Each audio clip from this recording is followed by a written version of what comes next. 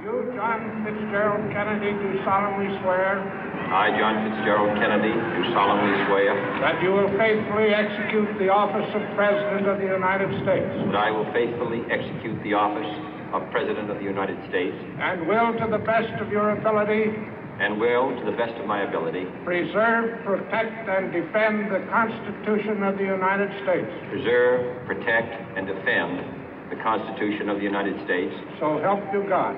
So help me God.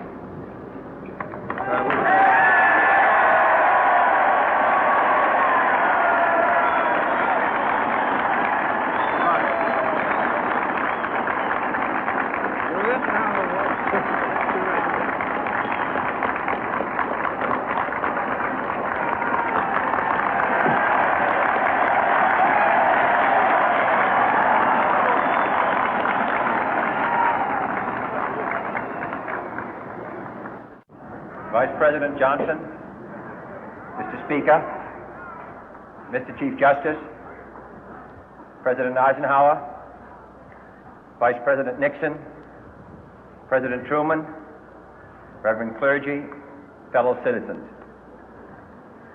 We observe today not a victory of party, but a celebration of freedom, symbolizing an end as well as a beginning, signifying renewal as well as change.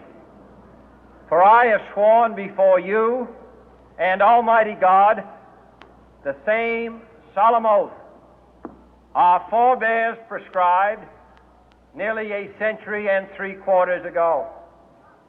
The world is very different now, for man holds in his mortal hands the power to abolish all forms of human poverty and all forms of human life.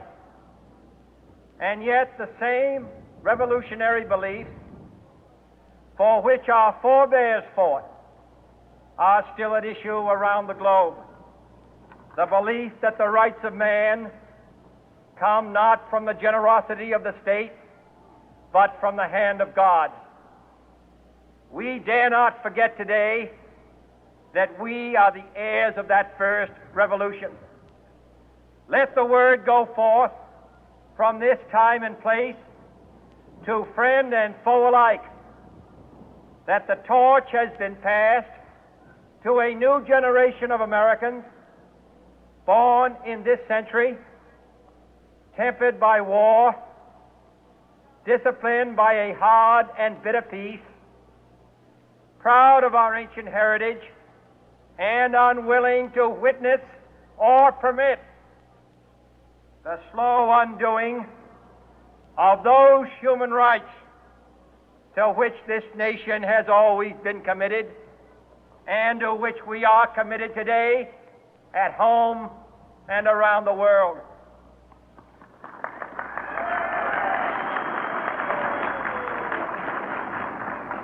Let every nation know, whether it wishes us well or ill, that we shall pay any price, bear any burden, meet any hardship, support any friend, oppose any foe to assure the survival and the success of liberty.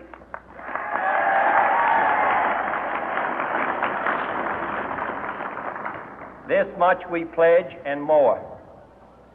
To those old allies whose cultural and spiritual origins we share, we pledge the loyalty of faithful friends. United, there is little we cannot do in a host of cooperative ventures.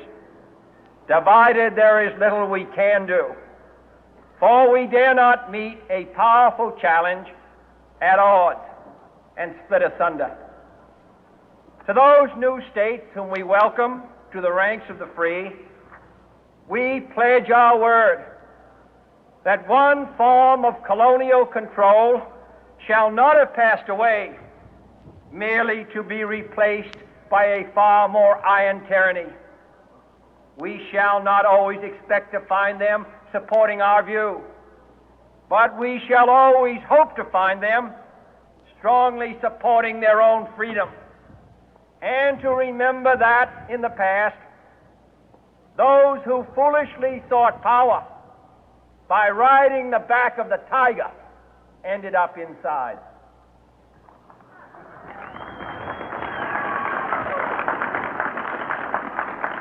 To those people in the huts and villages of half the globe struggling to break the bonds of mass misery, we pledge our best efforts to help them help themselves for whatever period is required, not because the communists may be doing it, not because we seek their votes, but because it is right.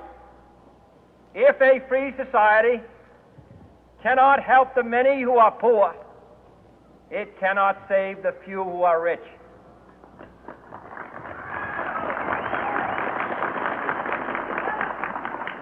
To our sister republics south of our border, we offer a special pledge to convert our good words into good deeds, in a new alliance for progress, to assist free men and free governments in casting off the chains of poverty. But this peaceful revolution of hope cannot become the prey of hostile powers. Let all our neighbors know that we shall join with them to oppose aggression or subversion anywhere in the Americas. And let every other power know that this hemisphere intends to remain the master of its own house.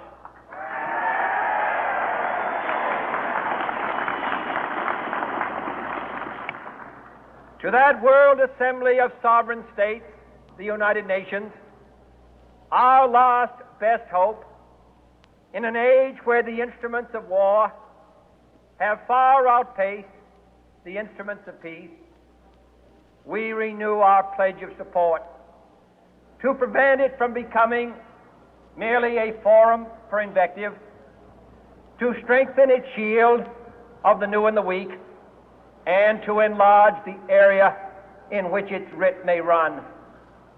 Finally, to those nations who would make themselves our adversary, we offer not a pledge, but a request that both sides begin anew the quest for peace.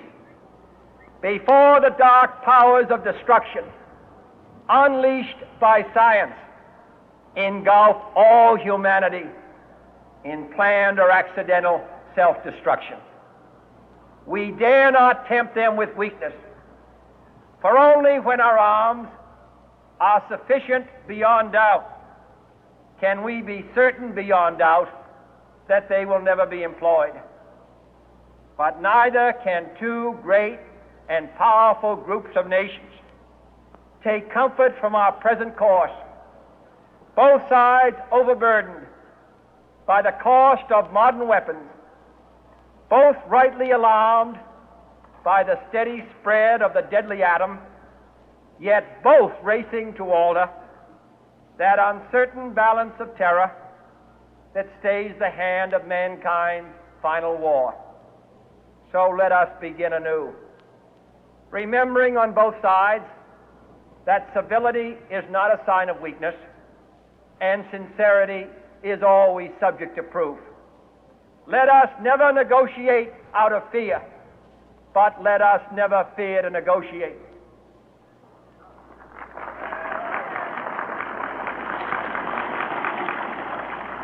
Let both sides explore what problems unite us, instead of belaboring those problems which divide us. Let both sides, for the first time, formulate serious and precise proposals for the inspection and control of arms, and bring the absolute power to destroy other nations under the absolute control of all nations.